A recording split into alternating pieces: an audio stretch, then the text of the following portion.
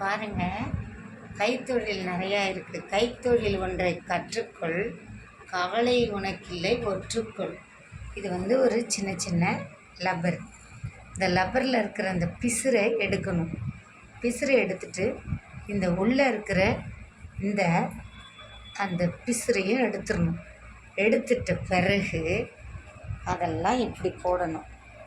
பிசுறு இல்லாத லப்பர் இது. இந்த லப்பரு 10,000 பீஸ் எடுத்தால் இது எடுக்காதது, பிசுறு உள்ளது. இது பிசுறு இல்லாதது. இந்த மாதிரி திண்டிவனத்தில் இது ஒரு ஒர்க்கு.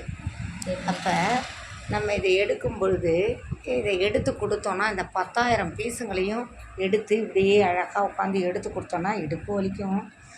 இந்த மாதிரி குச்சி வச்சுக்கிட்டு எடுக்கிறாங்க எல்லோரும். இந்த மாதிரி குச்சி வச்சுக்கிட்டு இது உள்ளே இருக்கிற பிசுரை இந்த குச்சி வழியாக எடுக்கிறாங்க. எடுத்து இதெல்லாம் பிச்சு இப்படி போட்டுடுறாங்க.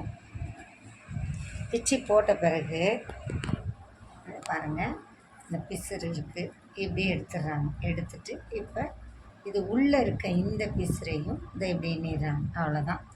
இப்படி எடுத்து 10,000 பீஸ் எடுத்தால் நம்மளுக்கு எவ்வளோ கிடைக்கும்? 10,000 பீஸுக்கு எவ்வளோ கிடைக்கும்னா 220 ரூபாய். 220 ரூபா தான் கிடைக்குது. பாருங்கள், செல்லும் இடமெங்கும் பள்ளம் வரலாம், வேர்வை அது சிந்தாமல் வெள்ளி பணமா.